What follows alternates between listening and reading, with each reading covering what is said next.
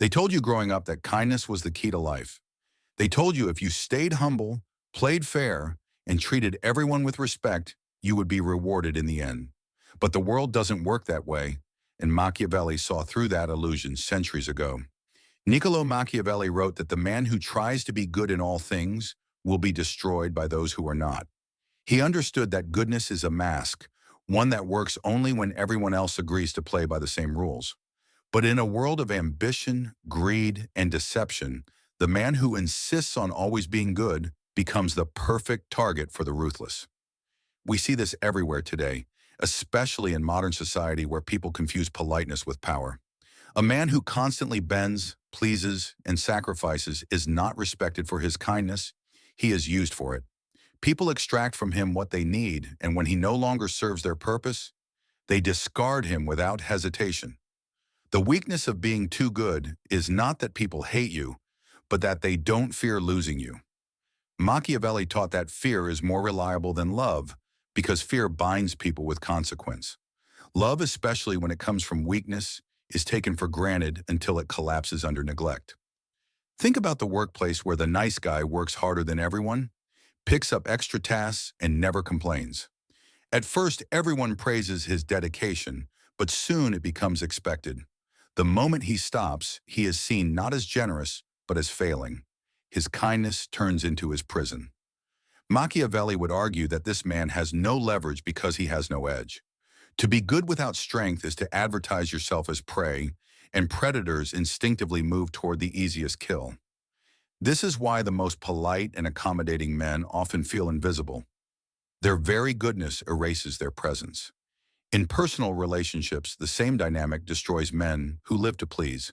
A partner may enjoy being spoiled at first, but over time, endless generosity without boundaries makes you predictable. Instead of respect, you earn quiet contempt, because there is no challenge, no scarcity, no fear of loss. Machiavelli's brilliance was in exposing the truth that morality is not absolute, but situational. He never advised cruelty for its own sake, but he demanded that a man know when to put down kindness and pick up ruthlessness. Without this balance, he argued, the man who is good all the time will eventually be crushed by those who know when not to be. The youth of today are raised on slogans about empathy and tolerance, and while these values sound noble, they can be weaponized against the naive. If you always turn the other cheek, you become a man with no cheeks left. If you always forgive, you teach people that betrayal carries no cost. Goodness without consequence is not virtue. It is weakness dressed in polite clothing. The powerful do not respect those who never say no, because boundaries define worth. If you cannot deny, if you cannot reject, then your yes has no weight, and people learn to treat you as background noise. Machiavelli would urge young men to stop believing that the approval of others is proof of strength. Approval is fickle, given freely today and taken tomorrow. Respect, on the other hand, is engineered by demonstrating that crossing you carries a price. A leader who is loved but not feared is easily betrayed. History is full of examples where rulers showed mercy to their enemies, only to be overthrown later by the same people they spared. Mercy without caution is suicide, and Machiavelli insisted that a ruler, or any man, must be strategic with when to be generous. Modern men confuse being harmless with being good, but the two are not the same. Harmless men are easily tolerated, but they are never admired. To be truly good, one must also be capable of force, capable of saying no, and capable of drawing lines that others dare not cross. Imagine a king who never punishes betrayal and never resists aggression. At first, he may be seen as merciful, but quickly his court realizes they can do anything without consequence. Soon his throne becomes a seat of weakness, and even his allies abandon him when a stronger figure emerges. The same pattern repeats in schools, offices, and relationships. The man who tries to be good in all things becomes the safe option, the fallback, the placeholder. He gets used, ignored, or replaced by someone who carries sharper edges, even if that person is less talented or less noble. Machiavelli's warning is not a call to cruelty, but a call to realism. He understood that life is not a moral classroom. It is a chessboard where every piece has weight. If you insist on being the pawn, who refuses to fight, you will never reach the other side of the board. Machiavelli's warning is not a call to cruelty, but a call to realism. He understood that life is not a moral classroom. It is a chessboard where every piece has weight. If you insist on being the pawn who refuses to fight, you will never reach the other side of the board. Power respects power, and without it, your goodness will never matter. You can be the most honest, generous, and forgiving man alive. But if you lack the ability to defend those traits, you will be crushed by those who do not share them. This is the tragic fate of good men who refuse to harden themselves. The solution is not to abandon goodness entirely, but to control it. Be kind, but with boundaries. Be generous, but only when it strengthens you. Be forgiving, but never without making the other side understand the cost of betrayal. Machiavelli called this balance the art of ruling, but in truth it is the art of surviving. The man who knows when to be feared and when to be loved holds the key to power. The man who only knows how to be loved is a candle in the wind, waiting to be extinguished. If you want to inspire respect, you must stop trying to be universally liked. You must be willing to let others think you are cold, distant, or ruthless if it protects your position. The approval of the crowd means nothing if you lose control of yourself. This is the essence of Machiavelli's warning to the weak.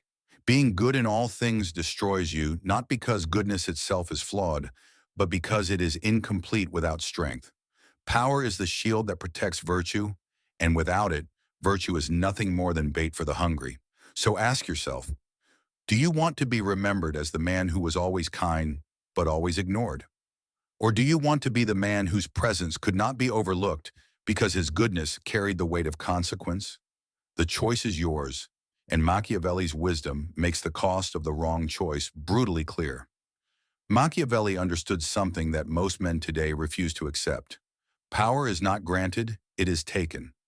Every man who waits patiently for recognition is silently telling the world he does not deserve it. And in a society where ambition never sleeps, patience without strategy is simply slow surrender. When good men refuse to assert themselves, others step in to fill the void. The loud, the bold, the manipulative, they seize the stage while the quiet suffer in silence. And when the dust settles, the weak man wonders why his goodness bought him nothing but regret. The problem with being good in all things is that it becomes predictable. People know you will always say yes, always forgive, always bend, always retreat.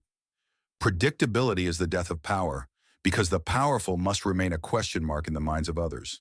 Machiavelli's writings stress the importance of fear, not because cruelty is fun, but because fear creates certainty.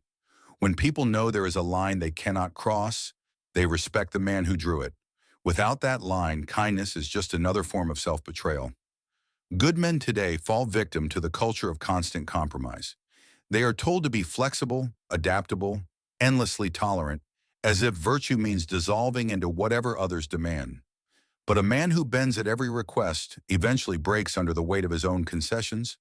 The tragedy of the weak man is that he often knows he is being exploited, but refuses to stop it. He convinces himself that staying good will eventually pay off, that people will one day see his loyalty and reward it. But Machiavelli would remind him that the world rewards usefulness, not invisible virtue. In politics, in business, in relationships, the same principle dominates. Leverage is everything.